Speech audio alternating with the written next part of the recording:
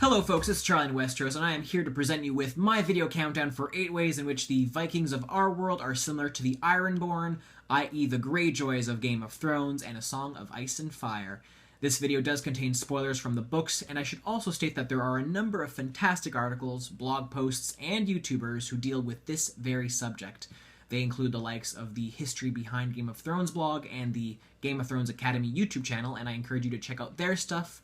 Links to their channels and their pages are in the info section below. But without further ado, let's get into discussing 8 points of similarity between the Vikings and the Ironborn. Starting with Number 8. Seafarers and Naval Power. As men of the sea, the Ironborn were for a long time unmatched in terms of their naval supremacy over Westeros. The Iron Fleet in The Song of Ice and Fire itself consists of hundreds of longships that are as much as 3 times greater than the standard vessels, making them the deadliest flotilla on the sea. As such, during the time of the events of Game of Thrones, there are still only a couple of other fleets that are even somewhat comparable to theirs in size throughout the Seven Kingdoms. Meanwhile, Vikings also used longships for trade, commerce, exploration, and most importantly, warfare. Just like the Ironborn, the Vikings piloted long, narrow wooden boats designed for speed and epitomized Scandinavian naval power for quite some time, whilst a lack of any organized naval opposition in Western Europe allowed for Viking ships to travel and raid freely. This brings me to my next point. Number 7. Raiding culture. Because their islands are sparse and rocky, with little land to farm and only iron, lead, and tin to mine, the Ironborn rely on raiding as one of their principal economic sources. As a result, this has become an entrenched part of their culture where the iron price, or taking possessions from defeated lands and adversaries, is a key part of their livelihood. Meanwhile, and although the Vikings did engage in trade, raiding and pillaging was very common, and both were important themes in their culture as well. For example, among the Swedish runestones mentioning overseas expeditions, almost half tell of the raids from travels in Western Europe. Number 6. Thraldom. As part of the Ironborn raiding culture, thralls are individuals captured during raids. Although they cannot be sold and outwardly aren't recognized as slaves per se, thralls are used for farming and mining, tasks which the Ironborn consider inappropriate for free men on the Iron Islands. Whilst there are a few instances of captives who are the sons of rich lords and merchants being ransomed for gold, typically only the children of thralls could be freed, and only if they chose to follow the faith of the drowned god. As such, thralls are looked down upon on the Iron Islands. Even ennobled Iron Island houses descended of freed thralls, like House Cod, are ostracized and shunned because of it. As for the Vikings of Scandinavia, they equally captured and enslaved the weaker peoples they encountered. In Scandinavia proper, thralls were similarly considered to be the lowest class of workers, and seemingly were despised and looked down upon, according to a number of sources. Just like the Ironborn thralls, the Viking ones were used as servants and workers in the farms and households of more important members of Viking society. Along with purposefully capturing more thralls during raids, new thralls were also supplied by being born of the thralls in Scandinavia. However, unlike the Ironborn ones, Viking thralls were more overtly slaves since they could be bought and sold. That said, they could also be freed by their masters at any time, or even by their own freedom, as opposed to the Ironborn way of having to adhere to a new faith. Number 5. Female warriors. Given the practice of thraldom in the Iron Islands, it might be surprising that Ironborn women may fight as well as a man, and can even be a part of, or captain, their own longship. The explanation behind this being that the sea reportedly gives them the appetites of men. Of course, the first person to come to mind when discussing this is Yara, or Asha in the books, Greyjoy, who of course is the daughter of Balon Greyjoy, Lord of the Iron Islands. Though it doesn't appear to be the norm amongst Ironborn, Asha certainly defies gender roles by commanding her own ship and leading men into battle. Groomed by Balon to be his heir, she certainly seems to fill a role that is stereotypically male. Within Viking lore, shield maidens or women who opted to become warriors and fight alongside men are a notable occurrence as well. For those who are fans of the television show Vikings, Lagertha, the wife of the famous Viking Ragnar Lothbrok, was said to have been a shield maiden herself.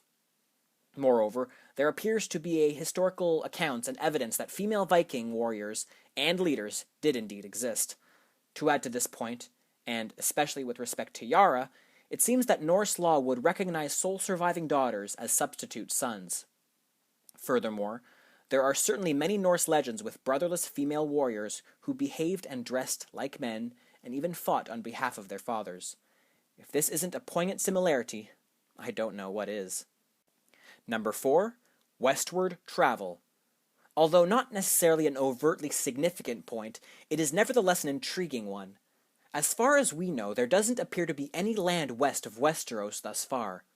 However, this doesn't prevent one Iron Island lord, Gilbert Farwind, to state during the recent Kingsmoot that if he is made king of the Iron Islands, he would lead the Ironborn to a land without winter, beyond the Sunset Sea, where death holds no sway, and every man would be a king.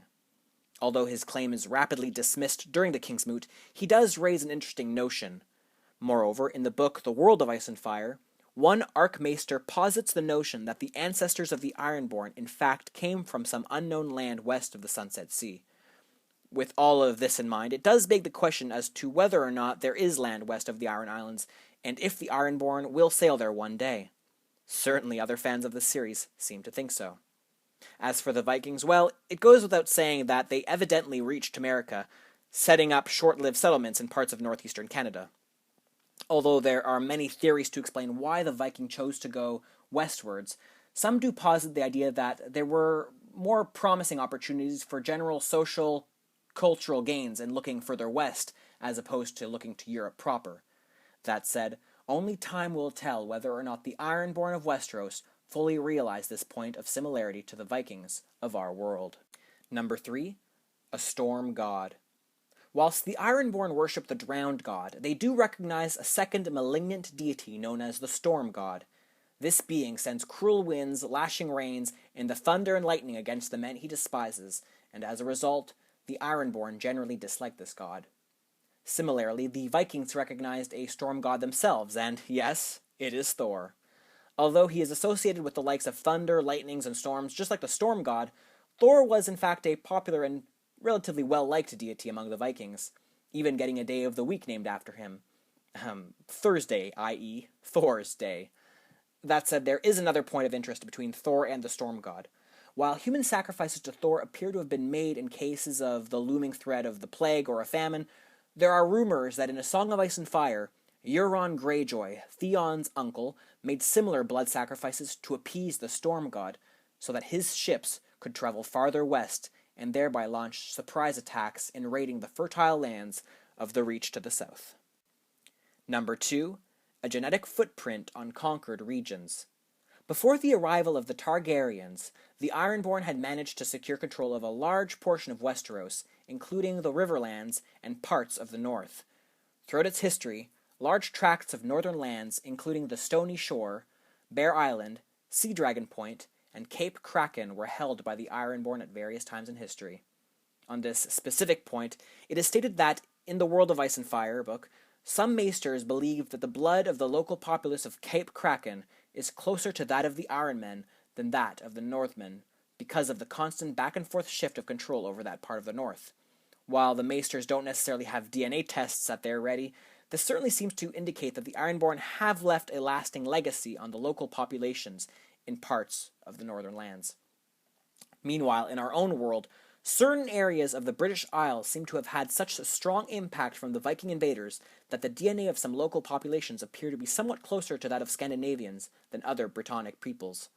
For example, in the Shetland and Orkney Isles, as well as in the area around Durness on the Scottish mainland, there seems to be a strong Viking genetic heritage, with one study suggesting that 60% of the male population on the Northern Isles have DNA of Norwegian origin, suggesting a significant level of interbreeding between the original local populations and the Vikings. Now, there is a lot of debate around this specific topic, but the fact that the Vikings did leave at least somewhat of a sizable genetic imprint on certain parts of the British Isles cannot be denied. And of course, this leads me to my last point of this video. Number 1. The Viking invasions of England versus the Ironborn invasions of Westeros, specifically the Riverlands. Before the invasion of Westeros by Aegon Targaryen, the Seven Kingdoms were absolutely divided. Among the more prominent leaders who fought for control over the realm, namely the Riverlands, were the Storm Kings of the Stormlands and the Ironborn led by House Hoare. For quite some time, the Riverlands were ruled by the Storm Kings, who successfully established a powerful kingdom which included control over Riverrun and the surrounding region. Eventually, however, the Storm King Eric Durrandon lost control over the Riverlands when King Harwin Hardhand of the Iron Isles successfully invaded the area and installed the Ironborn as the rulers of the region. However, it goes without saying that until the arrival of Aegon the Conqueror, control over the Riverlands would be disputed between these Ironborn and the men of the Stormlands. Meanwhile, in England, much of the land was in control of the Anglo-Saxon kings during the 9th and 10th centuries, although Viking invasions were a troubling issue, just like the Ironborn invasions were an issue in Westeros. Finally, in the reign of the Anglo-Saxon king Ethelred the Unready, or ill-advised, the Vikings under King Svein of Denmark and Norway launched an invasion of England, driving Ethelred out of the country and making himself king of England. For a time, Danish kings would rule England, albeit with intermittent conflict with the Anglo-Saxons, who themselves would manage to return to power for a time, until the invasion of England by William the Conqueror, thereby ending the Scandinavian and Anglo-Saxon claim to power over England for good, just as Aegon the Conqueror did with the Storm Kings and the Ironborn in Westeros. A more complete discussion on that parallel to this Game of Thrones topic, however, is a video for another time. Well, folks, that was my countdown for 8 ways in which the Vikings from our world resemble the Ironborn from Game of Thrones and A Song of Ice and Fire. If you have any thoughts or points you would like to add, or if you disagree on anything I've said, please let me know in the comment section below. Of course, if you enjoyed this video, don't forget to like, subscribe, and share it. And if you are interested in my other videos, feel free to check them out. And also, if you are interested in seeing the vast amount of Game of Thrones paraphernalia I have acquired from paying the iron price, as well as the dollar price, feel free to check out that video of my room tour on my other channel, Charlife.